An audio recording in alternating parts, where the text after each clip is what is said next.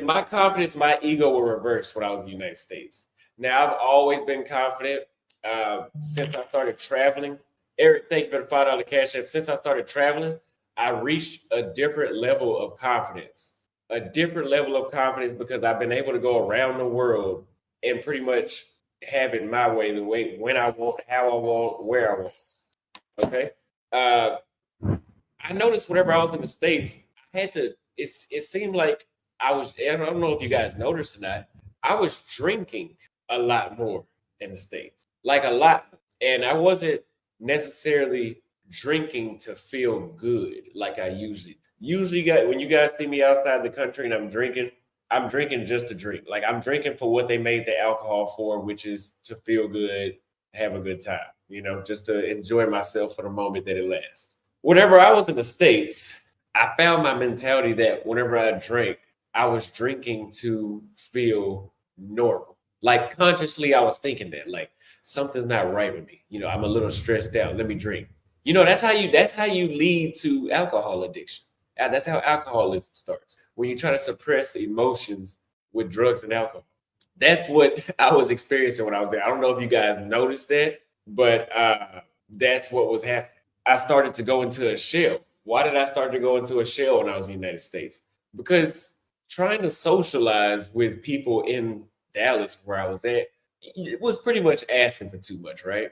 Uh, I mean, I'm not gay, so I'm not going to be I'm not online complaining about not being able to socialize with men. I could give two fucks. At least it wouldn't be a high priority. But with women, whenever you can't socialize with women that are around you in your area, and listen, dudes leave comments like, we need to stop worrying about women, focus on yourself. Listen, bitch, there's nothing wrong with wanting to socialize with the women that's in your immediate area. Shut the fuck up with that. Stop saying that. There's nothing wrong with wanting to socialize with women that are in your area. Get the fuck out of here. So I started to go into a shell because there was no point of me continuing to frustrate myself over and over and over again if every time I try to socialize, it's almost like I'm committing a crime. I was just telling Jason this a minute ago. He was just telling me this to me, where you should feel bad that you had the balls to approach somebody and start a conversation. You should feel bad. That's really how it feels whenever I was approaching in the States. And I'm glad I got to go back and refresh my memory on what it was really like, even though I hated it. But it's something wrong with you wanting to approach. But when I came here to Paraguay, even when I was at the airport in Bogota this morning, and I was it's like the women wanted to be approached.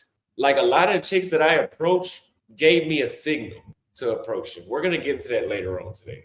Now, I didn't know my potential. If I didn't know my potential for me traveling around the world already, like traveling around the world has pretty much exposed what Austin Holloman is capable of at this point in time and in the future, and the possibilities of that as well. But I would have fell into the trap of feeling like it was something that I had to deal with. It was right for me to deal with the shit that's going on back home that y'all got to deal with. And everything that's being thrown at me was like, Austin, this is how it goes. You want to talk to chicks, you got to jump through a bunch of hoops to get a 5.5. And you can pretty much just forget about the 9s and the 10s because you have to jump through those same hoops, and your competition is probably 10 times richer than you and 10 times more flashier. It I realize I don't have to deal with that.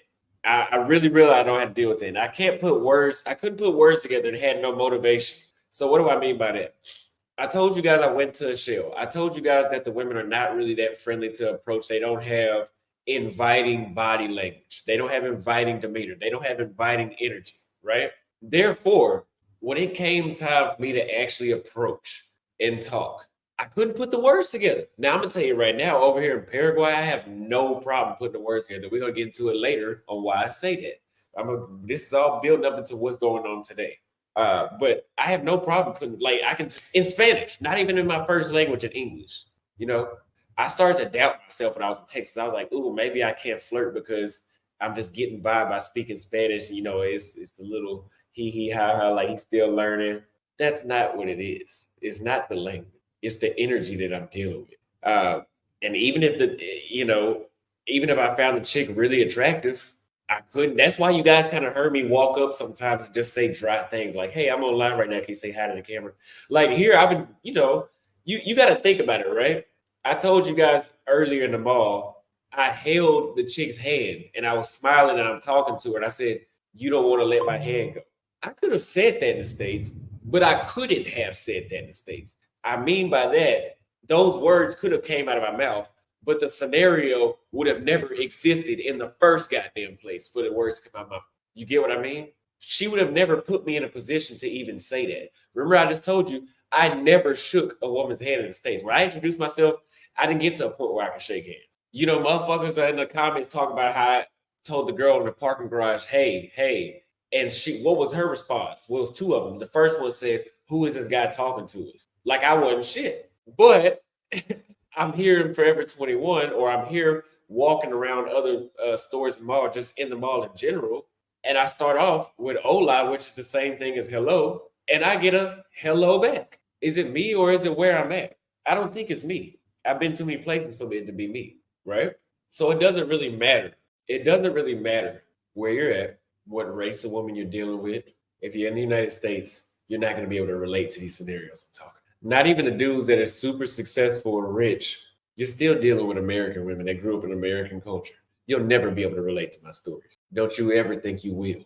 Anyway, some say I would have been living life on easy mode all this time, which if you call being able to walk up to a stranger and saying, "Hello, how are you? What's your name?" If you call that living life on easy mode, I call it regular mode. That's living life on regular mode. Like that's how shit's regularly supposed to be. In the United States, trying to socialize is like playing a video game on extra hard. That's not normal. Some people say, "Oh, if you can get a chick in the States, you can get one anywhere." Bullshit. The games that you have to play to get a chick in the States would run the chicks in other countries off. You get what I mean? Like certain chicks I've met in other countries don't respond to pickup lines. Like if you say some silly, goofy shit, like whatever those pickup lines are, y'all be saying, the shit sounds ridiculous. If you ever say that kind of stuff, they'll laugh at you. They'll actually think you're goofy. It's a reverse. In the United States, it sounds cool, but to say something more clever than "hello, how are you?" Here, that sounds perfect. In other places, like the United States, you sound like a goofy. You're a goofy for saying "hello, how are you?" We saw it. We saw it. We saw it with our own eyes. Love W sent $5 for much love, Austin. Thank you for the $5 Cash App. If you guys have any more Cash Apps to send towards the next fund, which is where we're going to, is Turkey, make sure you drive a Cash App or a Super Chat. But dating is done in the United States. There's no point. You guys need to listen to me. I'm your only friend. I'm the only one that's going to tell you the truth. I'm the only one that's giving you I've given you results all around the world.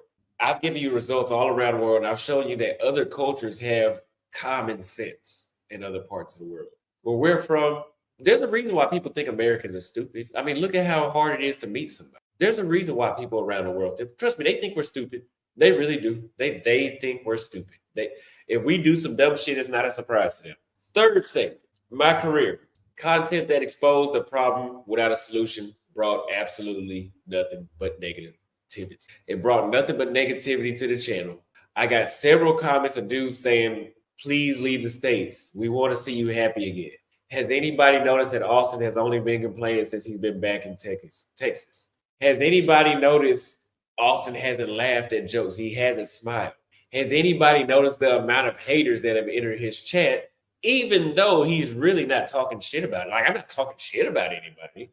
We're just doing a social experiment. I'm just socializing on camera, and we see what's going on.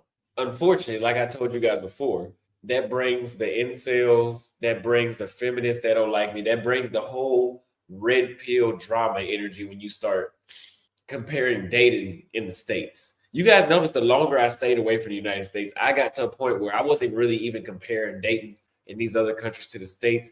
I started comparing countries to other countries and continents to other continents, damn near cities to cities, if it depended on which country it was. Like in Brazil, I can compare dating in Rio to dating in Salvador to dating in Recife, even though I was only there for a short period of time. But I can compare dating in Medellin to Cali to Cartagena. I was far past the oh, the foreign women are better than the American women. I was far past that. We had already forgot about them motherfuckers. We were worried about, okay, we know that they ain't shit. Let's minimize our options to see which one is right for you. That was leading my channel in a positive direction. Sitting around talking about rude women that have no respect for men does not bring positivity to the channel. It's only negativity. And all that does is eventually run the risk of me losing all this shit that I've worked for, me losing all these trips I've taken around the world, recorded, filmed for you guys, and possibly jeopardizing this information for somebody that may find it helpful and useful that wants to go abroad. Yes, I do know my nose is stuffy. Trust me. Trust me, I do know. I hate it. Overall, going back to the States was helpful mentally somewhat for me because now I really appreciate Latin America, starting with Paraguay. There might not be nothing to do here, but the culture is a day and night difference, and it's way more respectful to men. It's way more catering to everybody. Actually, I mean, everybody gets respect here in Paraguay.